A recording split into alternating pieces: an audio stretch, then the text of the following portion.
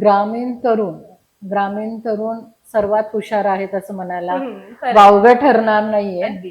कारण की ग्रामीण भागातच आपली शिक्षण संस्था व्यंकटेश्वर शिक्षण संस्था आपण चालवत आहोत. आपल्याकडे KG to PG उपक्रम आहेत सर्व. CBSE स्कूल्स आहेत आपल्या भागांमध्ये, इंजिनिअरिंग कॉलेज आहेत, we have physiotherapy college, polytechnic आहेत. एवढं सगळं शिक्षण अवेलेबल आहे.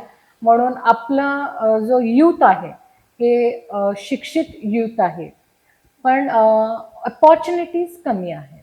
हो. अपॉर्च्युनिटीज अवेलेबल करून देणं हे माझी जबाबदारी राहील असं मला वाटतं.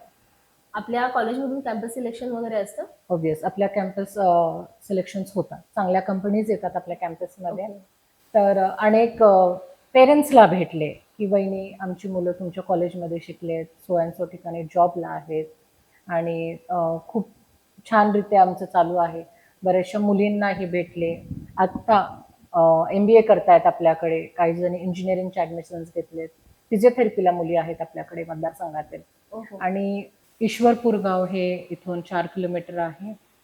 आणि मेन जे ट्रान्सपोर्ट सिस्टीम जी आहे ही नॅशनल हायवे आणि ईश्वरपूरमधूनच. साधारण 2010 मध्ये जेव्हा आपण हॉस्टेल स्टार्ट केलं त्यावेळी नानासाहेबांनी सांगितलं होतं, युजली सगळ्या हॉस्टेल्समध्ये कसं संडेजला मील्स नसतात मेसला. हो. पण आमच्याकडे संडेजला पण फुल मील असते मेसला. का तर इथून विद्यार्थी कधी बाहेर जाणार, कधी खाऊन येणार.